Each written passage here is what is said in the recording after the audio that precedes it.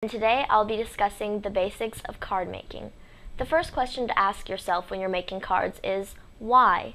You need to have a necessary occasion in mind, such as a birthday, a graduation, a get well or thank you card, or even an invitation to a special event. There are many ways to purchase a card, such as at a local store, but often these leave you with an impersonal card and often an empty pocket. The best way to solve this problem is to simply make your own card.